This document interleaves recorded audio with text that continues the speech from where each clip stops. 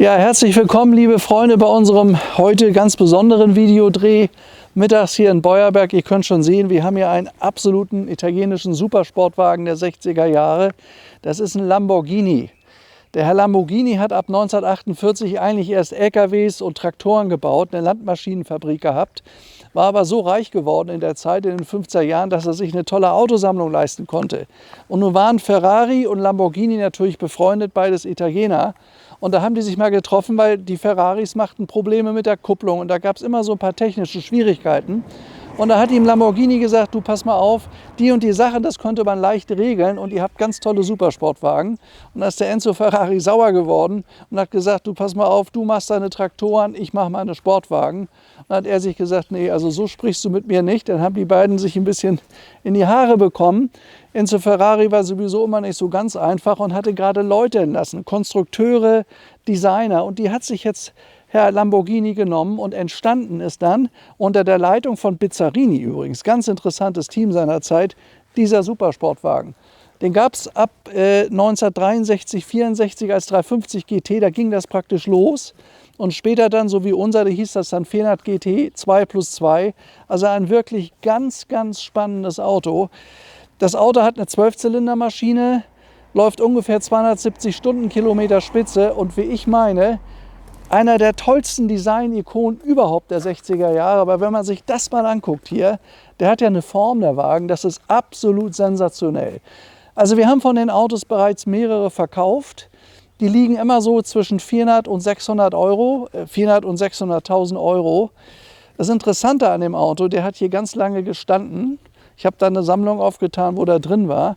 Der Besitzer hat sich kaum darum gekümmert und dadurch haben wir hier einen interessanten Preis.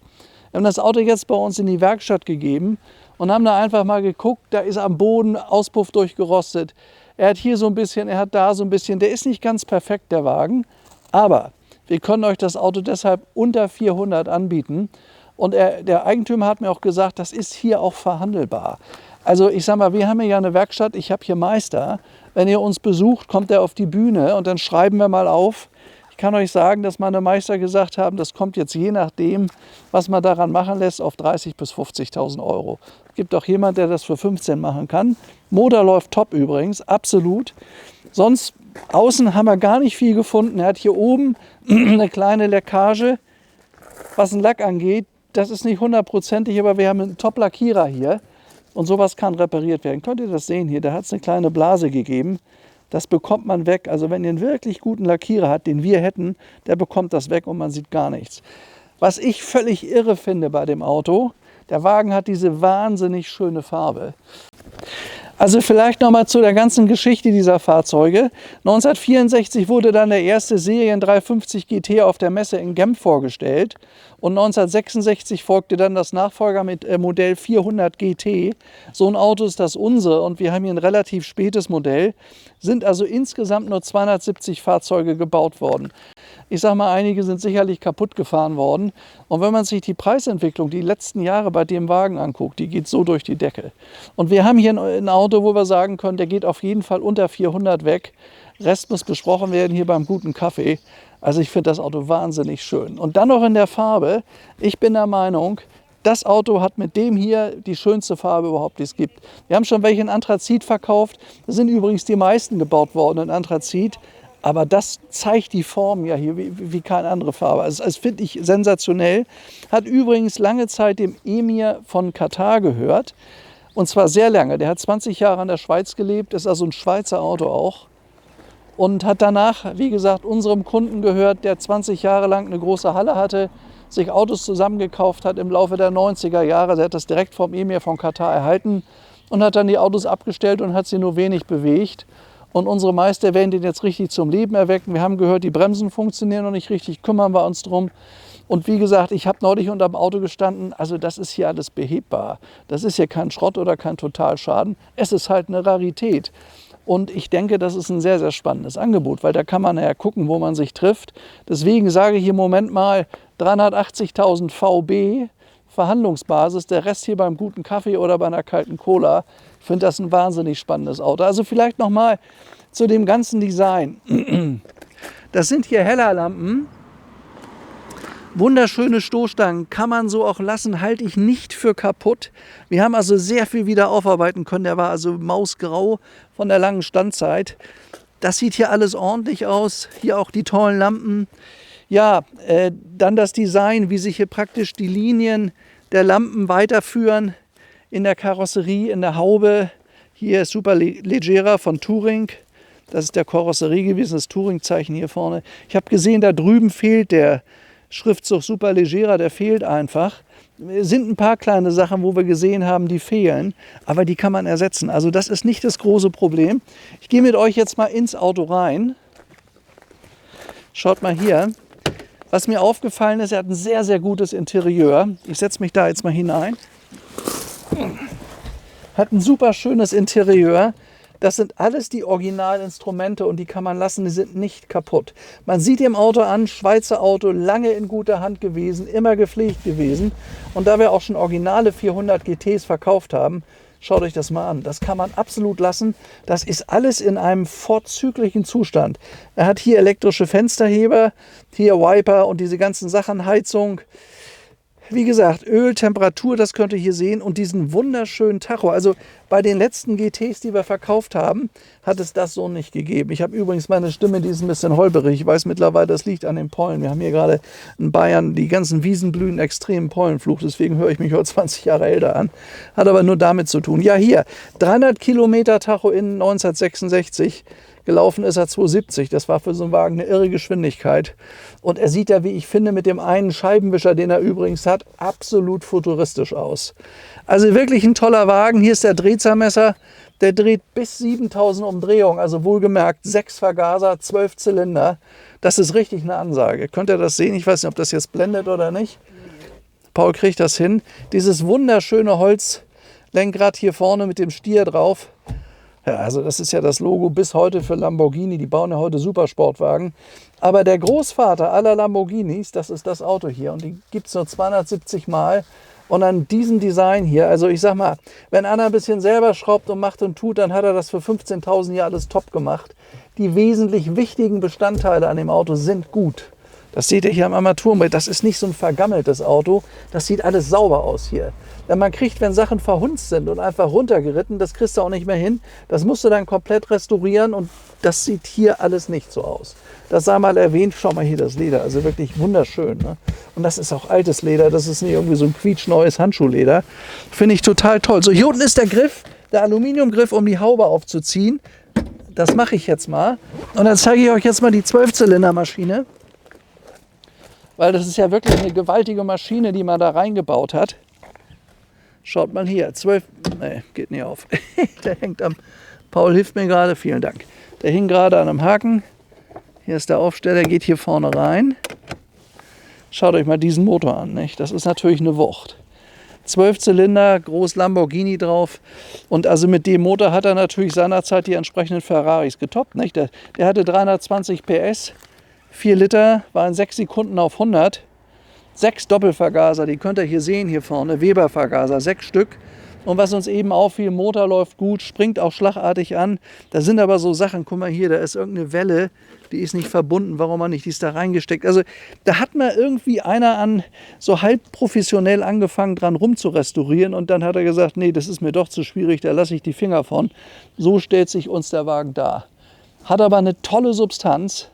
Die paar Rostsachen, die er unten hat, die kann man beheben, ohne dass man da jetzt sonst was bezahlt.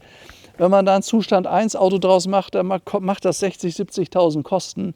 Aber der ist ja preislich unglaublich interessant, der Wagen. Und die Historie passt ja auch zu dem Auto. Also wie gesagt, Schweizer Auto, ich kann euch das gerne noch mal vorlesen hier. Ja, also von 82 bis 98 war er in der Schweiz am Genfer See, hat Hamad Al-Thani, später Emir von Katar, gehört.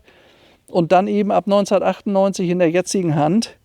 Und dann haben die Autos in der Halle gestanden, sind sehr wenig bewegt worden. Ich habe da auch weitere Autos auch hier, die wir auch schon aufgearbeitet haben. Sie sind alle vernünftig, die Autos. Aber das Highlight dieser Sammlung ist dieser 400 GT 2+2. Übrigens, 2+2 deshalb, weil da hinten noch 2 weitere Leute sitzen konnten. Und auch einigermaßen bequem. Denn in den Ferraris der Zeit damals war es viel, viel länger. Also Herr Lamborghini hat versucht, Ferrari so ein bisschen zu optimieren. Gut, Ferrari ist heute Ferrari, da kommt man da so schwer dran vorbei. Aber das Auto, was wir hier haben, finde ich absolut wunderschön und das ist eine Rarität.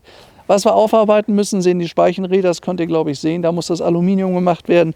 Die Speichen sind noch nicht richtig aufgearbeitet, ist auch viel Arbeit, steckt viel Arbeit drin, aber das lohnt sich bei dem Auto allemal. So, wollen wir mal starten? Franz? Was vielleicht wichtig war, ein 400 GT, der hat ein neues von Lamborghini selbst entwickeltes, voll synchronisiertes Fünfganggetriebe, war damals auch super. So, jetzt geht er an. Habt ihr gesehen, wie sauber der angesprungen ist? Toll. Du kannst vielleicht mal ein bisschen Gas geben, wenn wir vorne davor gehen. Ja.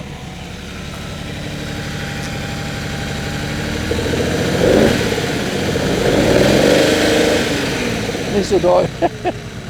Der muss erst schön eingefahren werden. So läuft eine 12-Zylinder-Maschine. Also unsere Jungs sagen, die hört sich sauber an. Wir werden das, wie gesagt, noch alles weiter untersuchen. Und ich habe auch kein Problem damit. Okay, kann man ausmachen. Und ich habe auch kein Problem damit, das heißt, es wäre mir sogar ganz lieb, wenn ihr einen Mechaniker oder einen Meister eures Vertrauens mitbringt, wenn wir uns um den Wagen hier genau kümmern. Franz ist einer unserer Kollegen hier, der sich in der Technik auskennt. Also wir verkaufen euch wirklich das, dass das so ist, wie es auch ist. Es muss festgestellt werden, aber ich bin der Meinung, ein absolut spannendes Auto. Kriegt ihr so nicht am Markt. Wir sind deutlich unter denen, die sonst angeboten werden. Und das Auto ist nicht schlecht. Ja, und wenn man dann einmal alles untersucht hat, und man weiß, dass man alles gemacht hat, und da reden wir ja nicht von 100.000 Euro hier, es kostet ja deutlich weniger, hat man ein Auto, was außerdem günstig ist mit einer tollen Geschichte. Also die letzten beiden Besitzer haben ihn jeweils 20 Jahre gehabt. Wir haben jetzt auch noch nicht recherchiert, also wir können alle nochmal nachgucken, was war vorher. Das haben wir alles noch nicht gemacht. Wir haben sie, wie gesagt, gerade erst bekommen, die Autos. Und heute ist schönes Wetter, ich dachte, müssen wir euch gleich zeigen. Nur, wie gesagt, Bremsen funktionieren noch nicht richtig. Haben wir gesagt, Fahrtfilm machen wir mal nicht, vielleicht später. Aber ihr könnt ihn sehen, hier in der Natur, wie der aussieht. Das ist ein Top-Auto. Übrigens, die Felgen, die ihr hier seht, von denen ich gesagt habe, die gehören noch ein bisschen aufgearbeitet, sind Original Boranis. Hat er auch gehabt damals. Das kann man besser machen, ne? Aber das haben wir halt eben jetzt noch nicht gemacht. Das kriegt man wieder neuwertig hin.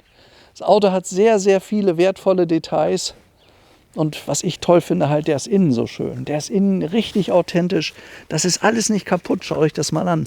Also man merkt, dass das aus einem königlichen Hause kam. Man merkt, der hat wahrscheinlich immer klimatisiert gestanden.